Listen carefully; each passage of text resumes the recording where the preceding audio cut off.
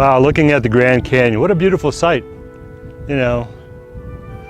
But some people believe that this Grand Canyon was formed over millions and millions and millions of years with the Colorado River running through here. You know, it boggles my mind to think of millions and millions and millions of years. I just can't comprehend that. But I believe there's another scenario that is more plausible to how this Grand Canyon was formed. Some scientists and geologists believe, with quite a bit of evidence that I've researched for, that this canyon was formed in a very short period of time with a lot of water rushing through here, with water left over from Noah's flood, or when Noah's flood water receded from the earth. Some people believe that there was a big, huge lake behind here that came through and burst through here and formed the Grand Canyon in a very short period of time. But you know, that narrative is in the Bible.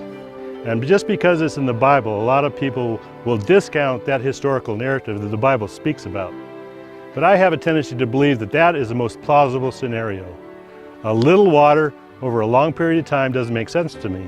But a lot of water over a short period of time, I think the evidence is here. It is a fact the Grand Canyon exists. I think we can all agree about this. Well, there are two different interpretations of this fact. The evolutionist interpretation says that it formed slowly by a little water and lots of time. The Bible-believing Christians' interpretation is that it formed quickly by lots of water and a little time, from the flood of the days of Noah. The evolutionists are always trying to erase the line and make students think that their interpretation is part of the fact, and it is not. This textbook says the Colorado River has cut through layer upon layer of rock over millions of years. I don't think so. If a dam were built across Grand Canyon, a large lake would form. In fact, right after the flood of Noah's day, there used to be two huge lakes there, Grand Lake and Hopi Lake. The lakes are long gone, but the beaches are still there. Did you know that the rock layers in the Grand Canyon provide strong evidence for the biblical flood? The Grand Canyon, with its distinctive layers exposed in the canyon walls, has been carved through a high plateau.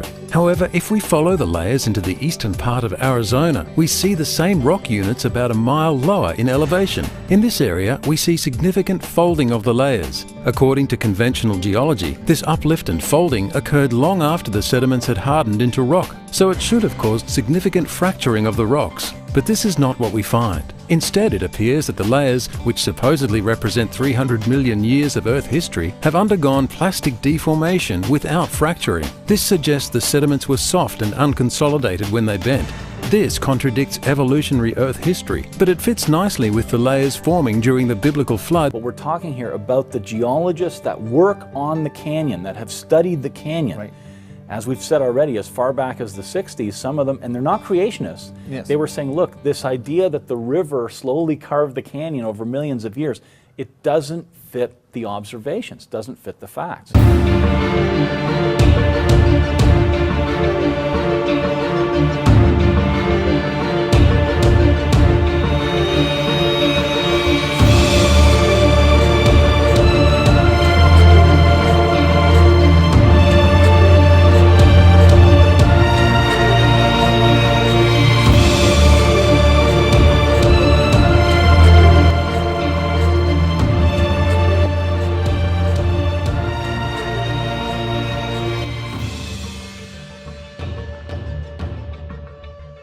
So, as we travel along the Colorado River and into Arches National Park through Canyonlands to the Grand Canyon, I want you to ask yourself if what you see is evidence of erosion caused by large amounts of water rushing through this part of Utah and Arizona.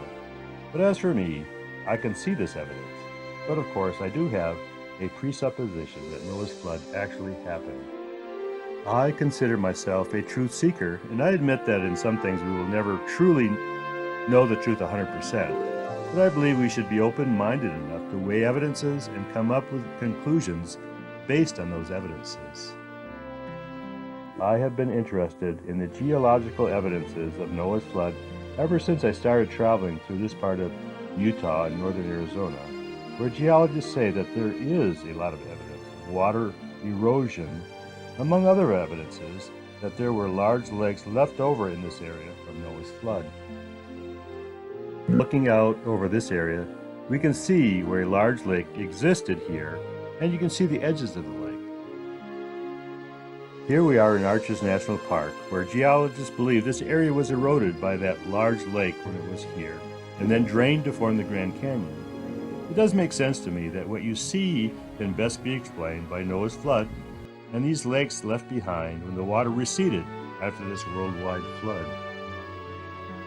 I hope you have enjoyed this short video presentation and encourage you to seek truth with an open mind and follow the evidence to form your own conclusions.